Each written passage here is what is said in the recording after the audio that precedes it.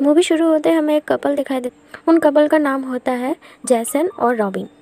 उन लोगों के पास एक बुक, एक रिंग, एक मैप और एक घर की फ़ोटोज़ रहती है। वो लोग उस मैप को फॉलो करते करते एक गांव में जाते थे, लेकिन बीच रास्ते में उनका फ्यूल ख़त्म हो गया। जैसन हेल्प के लिए बाहर ढूंढता है, लेकिन बहुत रात हो चुकी थी और आसपास कोहरा कुछ ज़्यादा ही हो गया था और उन लोगों को कुछ डरावनी आवाज़ सुनाई दे रहा था।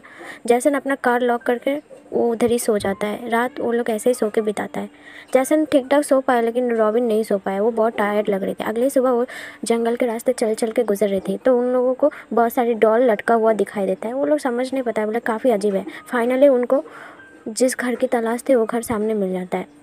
जैसे ही रॉबिन उस घर को खोलने की कोशिश करती है, उधर मैडी आ जाती है और उसको पकड़ लेती है और कहती है, रॉबिन तुम आ गई, देख के खुशी हुआ। तुम्हारा आंटी अब तो नहीं रही, मैं आंटी का बेस्ट फ्रेंड हूँ, तुम आओ मेरे घर। बहुत प्यार से बात करती है। रॉबिन को कुछ समझ नहीं आता है। वो हाँ में हाँ कर देती है। तभी उसको खिड़की के पास घर में एक बूढ़ा बूढ़ा इंसान दिखाई देता है। रॉबिन पूछती है, वो अंकल कौन है? मैडी कहता है, पता नहीं, एक पागल है। हम गांव वाले उसको बहुत भगाने का कोशिश किए, लेकिन वो इधर से जाता ही नहीं था, उल्टा हम लोगों के ऊपर हमले करते हैं। वो पागल इंसान तुम्हारे घर में ही रहने लगा। ये तुम्हारी आंटी का घर है, तुम तो इधर बचपन में रहती थी, है ना? सही कहा ना? मैडी रॉबिन से कहती है। लेकिन रॉबिन डर जाती है ये सब बात सुन के, क्योंकि रॉबिन और जैसन वो लोग रियल नहीं है। वो रॉबिन बन के वो आई थी, क्योंकि वो घर किसी एक लेडी का था जिनकी मौत हो गई है और उनका भतीजी का अता पता नहीं है। कि लेडी आती है जैसन और रॉबिन को कहते, तुम रॉबिन बन के जाओ और वो घर बेच के आओ, जितना भी पैसे होगा 50-50 बांट लेंगे। असल में रॉबिन निकी है, उसका रियल नाम निकी होता है।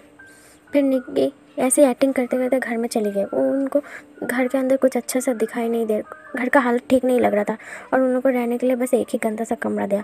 निकी जैसन से कहते, हमें इधर से जाना होगा, मुझे कुछ ये गाँव वाले की हरकतें सही नहीं लग रहा है, प्लीज़ चलो। जैसन वो उसको समझाता है, बोले देखो हमारा हालत बहुत ख़राब है, इन दोनों हमारे पास पैसे नहीं है, बस ये काम हो जाए, हम लोग इधर से बहुत दूर चलेंगे, जो मर्ज़ी वो करेंगे, हम लोग नया लाइफ शुरू कर सकते हैं। रॉबिन उसके बात मान जाती है और उसके साथ रहने लगती है। बाद में दिखता है रॉबिन निकी उस अंगूठी को पहन लिया है और पहनते ही उसके हाथ में इन्फेक्शन फैलने लगा है। फिर उस घर में जो बूढ़ा है उसका नाम है आर्थन। आर्थन आके निकी और जैसन को वार्न करता है कि तुम लोग गलत घर में आए हो, तुम लोग इधर से भाग जाओ, ये लोग तुम्हें नहीं छोड़ेगा।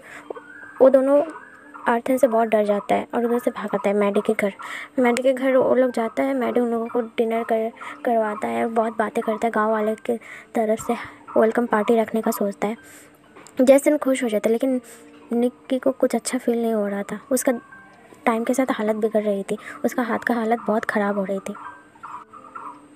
वो मैडी से कहती है, निक्की लेकिन इधर कोई डॉक्टर है, मेरा हाथ का इन्फेक्शन बढ़ ही जा रहा है। तभी पीछे से एक ओल्ड इंसान आता है, उसका नाम रहता है चार्ल्स। बोले कि इससे कुछ नहीं होगा, बस ये सब एलर्जी है, सही हो जाएगा, तुम इसका ध्यान रखा करो, वो खुद ही ठीक हो जाएगा, निक्की से कहता है।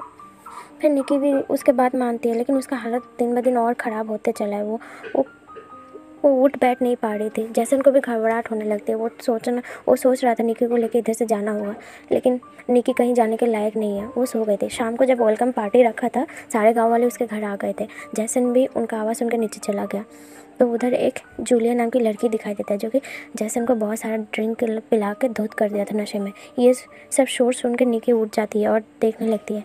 तभी उसको सारा खेल समझ आता है। बोले ये गाँव वाले उसके साथ कुछ गलत करना चाहते हैं, उससे पहले कुछ गलत हो, हाँ मुझे इधर से भागना होगा। और जंगल के रास्ते पैदल भागने लगता है। तभी पीछे से आर्थन आ जाता है और निक्की को रोकता है, बोले प्लीज़ तुम रुक जाओ, वो अंगूठी का फेंक दो निकाल के। निक्की उसके बाद से भी डर जाती है और उधर से भागने लगती है, लेकिन लास्ट में निक्की को पछतावा होता है। बोले उसके पास और कोई चारा नहीं, एक के ऊपर भरोसा करना ही होगा उसको।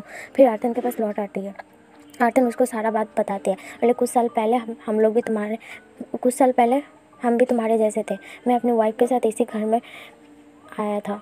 ये घर हम लोगों को भी बोला गया बेचना होगा, आधा आधा पैसे मिलेंगे, लेकिन ये लोग मेरी वाइफ को पकड़ के शैतान के हवाले कर दिया, उसको प्रेग्नेंट करके, और उसको मार दिया। तब से मेरा मेंटली हालत बिगड़ गया। मैं वाइफ के गम में इसी गांव में रह गया था। निक्की को कुछ समझ नहीं आता, बल्कि आप क्या कर रहे हैं। उसका हालत भी बहुत ख़राब हो रहा था। आर्थन कहता है, ये रिंग असली फसाद का जड़ है, इसको हटाना ही होगा, भले उंगली काटना पड़े। आर्थन उसको एक घर में ले जाता है, उसका उंगली काटने लगता है, पीछे से चार्ल्स आ जाता है, उसके सर पर मार देता है और आर्थन को पकड़ के जिंदा जला देता है।